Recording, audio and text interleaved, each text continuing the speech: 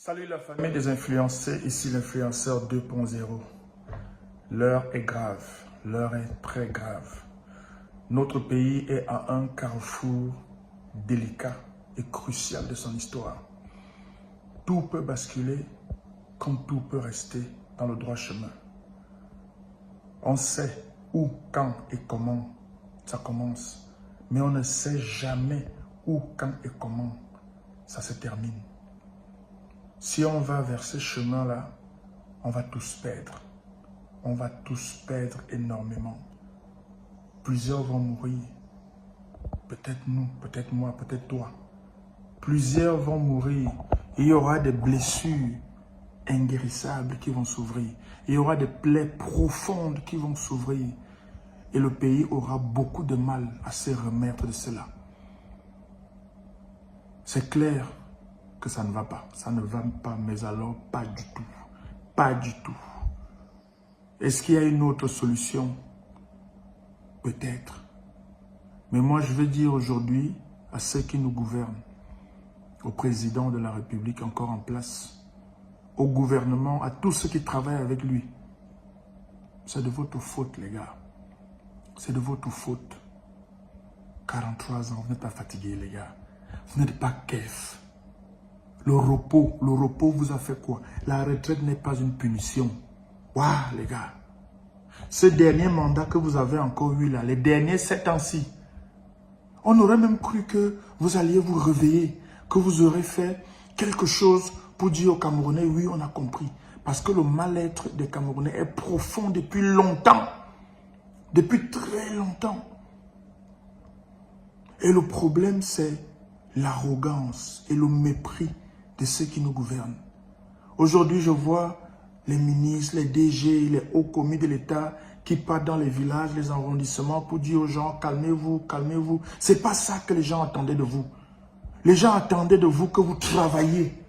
Les gens attendaient de vous que vous donniez un avenir aux Camerounais. Les gens attendaient de vous que vous fassiez des routes, que vous fassiez des ponts, que vous construisiez des écoles, des hôpitaux fiables, des hôpitaux où vous-même, vous pouvez vous soigner.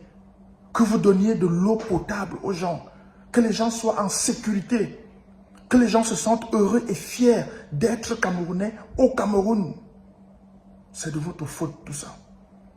La responsabilité de ce qui arrive aujourd'hui, ce n'est pas l'opposition, ce n'est pas les opposants, c'est de la faute du gouvernement qui a passé le temps dans l'inertie et la gabegie totale avec l'arrogance et le mépris envers les Camerounais. Vous avez été élu et vous avez été nommé pour beaucoup. Pourquoi vous ne travaillez pas pour que le Cameroun soit meilleur?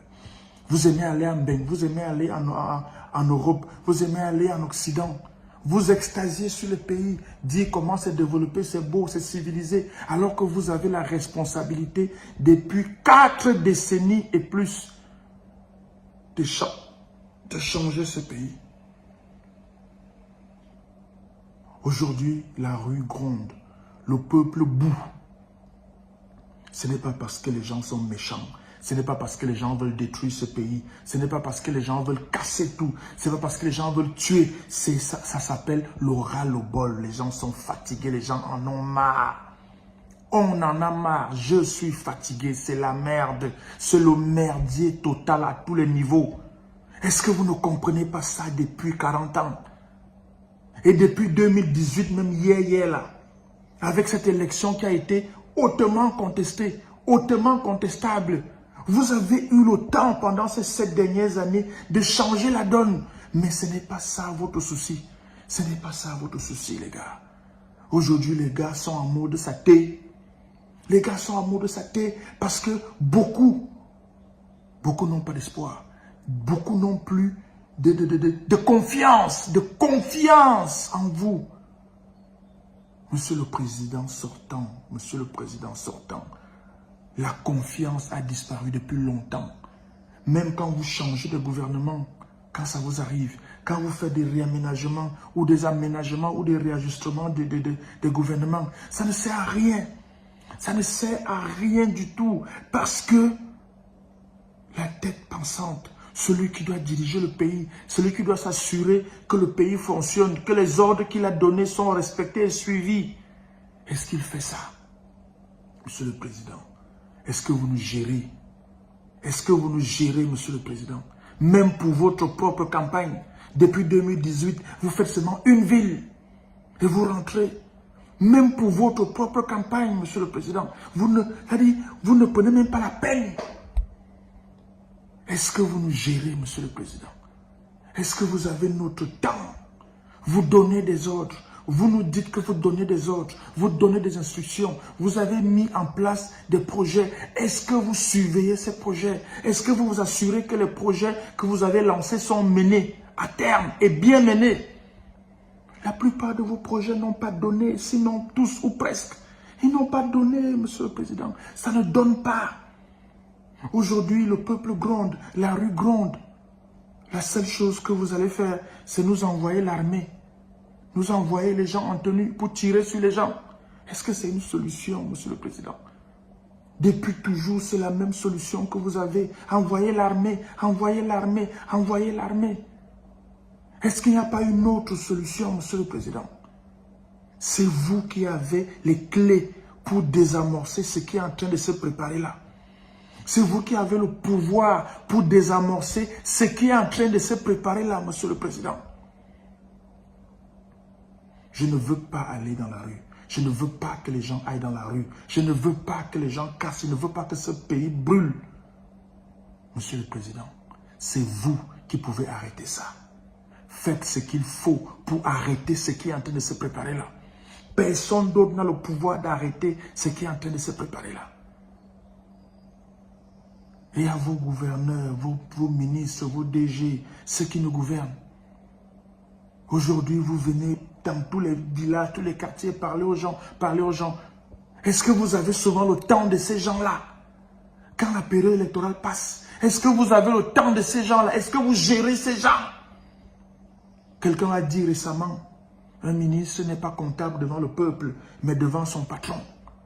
Mais aujourd'hui, on voit les ministres venir parler au peuple directement. Vous venez nous parler maintenant pourquoi? Vous venez nous parler maintenant pourquoi? Alors que l'un de vos collègues a estimé et a dit que vous n'êtes pas comptable devant le peuple, mais devant votre patron.